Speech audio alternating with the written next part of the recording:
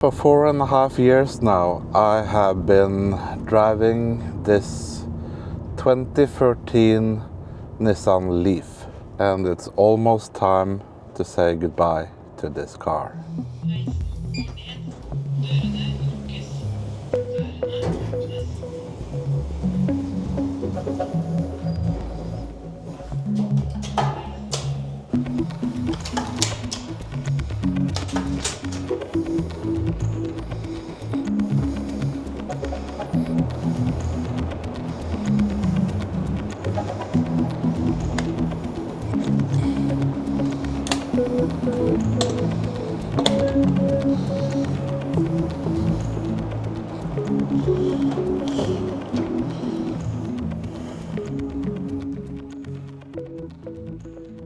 There's a lot of other stuff happening in my life, and another chapter that is ending is I'm selling this house.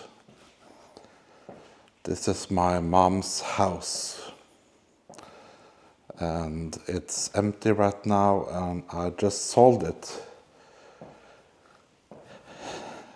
because it's not just that I'm getting rid of the Leaf, it's also that this will be a new chapter in my life. This channel is all about electric vehicles. So where do we go from here? My mom has passed away. I'm going to get rid of the Leaf, and I'm probably going to buy a new car, right? And I will buy a new car. But before I talk about the new car that I'm trying to buy, I really just want to talk about the Nissan Leaf. So when I lived in this house, I was driving a Peugeot 407 diesel. And that car, well, that has a lot of problems.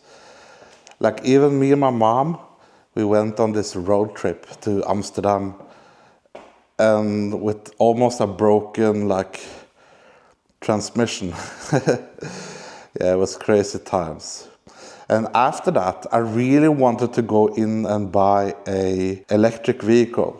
I decided, after doing a lot of research, watching a lot of videos on YouTube, that I was going to get the Nissan Leaf. And the Nissan Leaf has been a really good car for the last 4.5 years that I owned it.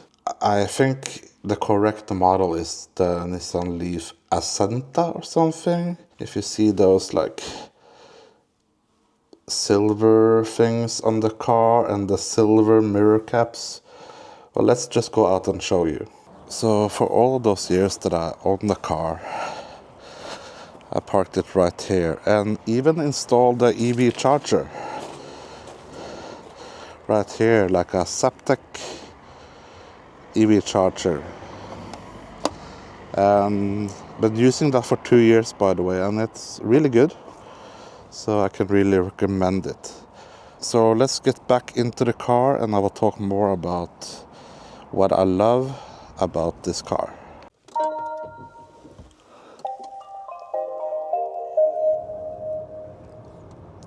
So let's just sit down here in the car a little bit and I will talk a little bit about what I think about the Nissan Leaf and what I love and what I hate about this car and the road moving forward. So on this channel I made a lot of videos where I just drive around, and it's been really fun to just record my driving experiences in Norway with the Nissan Leaf, and I really hope that you have enjoyed it as well. However, since this is end of the era of me owning a Nissan Leaf and moving forward to something else, something newer, something maybe a little bit faster, I'm not gonna tell you the decision today, but let's focus on the Nissan Leaf, what I love and what I have hated about this car. This is really cheap to own. This car has been unbelievable when it comes to the cost of ownership. When I picked up this car 4.5 years ago, I was looking at different kind of Nissan Leafs. Wanted a Leaf that didn't have that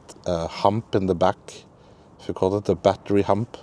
So I got this, I wanted it in black and I wanted black interior, and there's not a lot of Nissan Leafs that has a black interior, or a lot of them are white interior or grayish. So when I found this car at the car dealership, I really loved this car and it fit my budget. And at the time I paid 58,000 Norwegian kroner.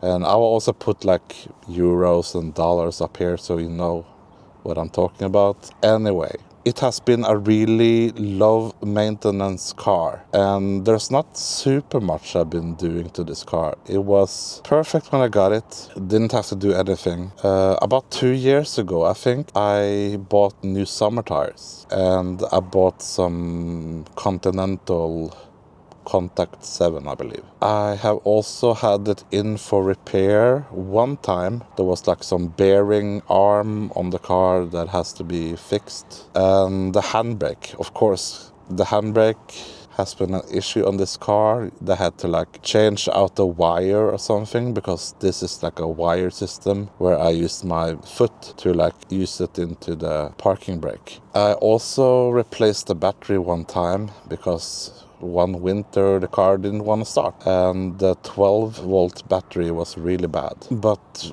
after I replaced that battery, it was fine. It started in -20 in middle of winter here in Norway. Really reliable car. It would just start as long as the battery is good.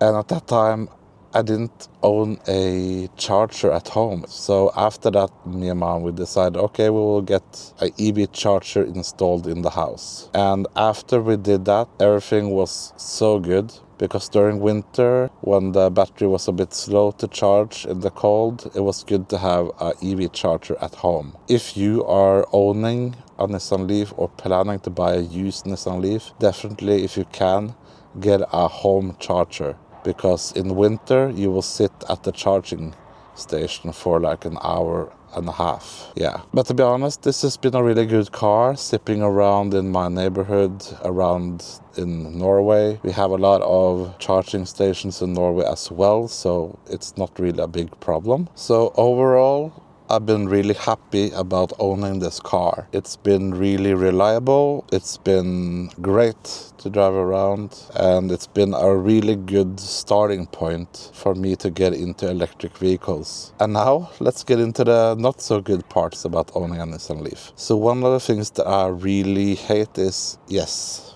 this car gives me range anxiety. Even though we have a lot of chargers in Norway, if you are out on a road trip, I constantly worry about if I will have enough range. I have to really pre-plan where I have to go before I do the trip. Of course, you can use something like a better route planner, which is really accurate, and that has helped me a lot. But still, range anxiety. If I've been delivering food for the food delivery app that I sometimes work with, I'm like, oh, I don't really have enough battery to go deliver that food, so I have to like stop at the charging station for 5 minutes. The food might be delayed, and I'm like so anxious about not having enough range in this car. And speaking of charging, the second con about this car, it has CHAdeMO rapid charging. Let's be honest, CHAdeMO is a dying technology, and I don't understand why even the newer Leafs, not the 26 model, but all of the other Leafs came with CHAdeMO, while everyone else was putting CCS2 in their cars. Wakarimasen. That's all I have to say about that to the Japanese CEO of Nissan. Another thing, the third thing I don't like about this car is the Rapidgate. So the Nissan Leaf does not have any advanced battery cooling technology. It's only air-cooled battery. That will cause Rapidgate for sure. And I experienced that when I've been traveling around the country. And the more you charge the car, the slower the car becomes to charge, if you know what I mean. So I go to one place, I charge fine, then go to the next place, oh, it's maybe fine. And then third or fourth place, it's like, oh, the charging is so slow, really painfully slow. Another thing is the gasometer. So the car will guess how much range I have left. So currently it says that I have 95% battery, 122 kilometers of range. And in summer I can trust that more, but I will not get 122 kilometers on this car. Sorry, if you go on the highway, don't even think about it. But other than that, it's been a good car for me for the last 4.5 years. I'm not really sad to let it go, because I will buy another car very soon, and I will make a new video where I will talk about that.